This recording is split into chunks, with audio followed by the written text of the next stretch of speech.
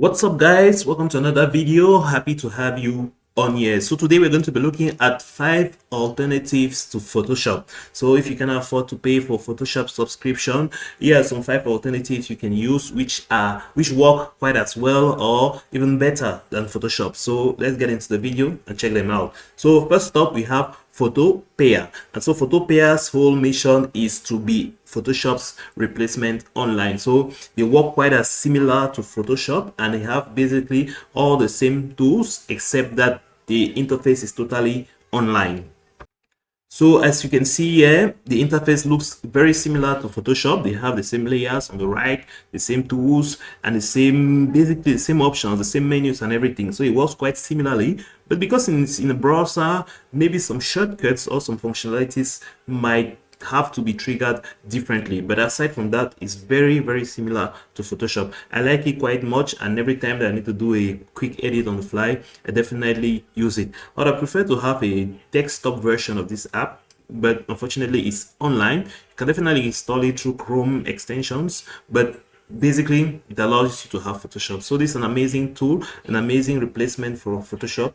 Definitely check it out. So secondly, we have PixelR. I think that's how it's pronounced, PixelR, which is also an amazing tool that tries to be like Photoshop or tries to do the job as Photoshop does it. So you can see the tools are quite similar. You also have the layers to the right and additional features. Basically, it's just a kind of a minimal version of Photoshop, but it's just trying to go in the same light, trying to replicate Photoshop in an online version. It's an amazing tool. I should definitely check it out.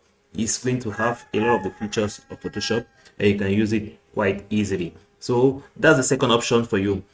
Third option, we have GIMP, GNU Image Manipulation Program. So this time around, it's a desktop version that you can install. You can download and install and use it in your computer. It has been here for quite a while as well, and I think it does an amazing job. Personally, I've never used it, but it rates high in the ranking, and you can see different users using it. So I really don't know much about it, but it's up there. So next up, we have as well Krita.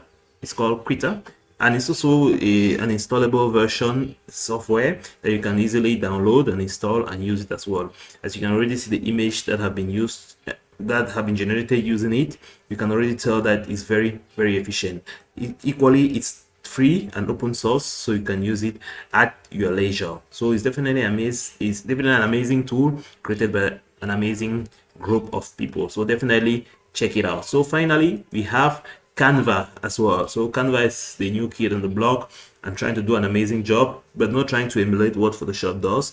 It goes in a different way. It works with templates and it has some customization features. So I definitely like Canva. I definitely use it. Like I can say, it's like the second tool that I use most often after Photoshop. So I have Canva, then I have Photopayer, then PixelR if I need some additional work done. But generally, Canva and Photopayer take off the load that Photoshop is not able to handle, or whenever I don't have access to Photoshop immediately, Canva and Photopayer actually do the job for me as well. So those are 5 amazing alternatives to Photoshop. So if you have Photoshop in your computer, you can use these alternatives quite easily, and they'll do an amazing job quite as well as Photoshop can do. So I hope you found this useful. I hope you enjoyed the video.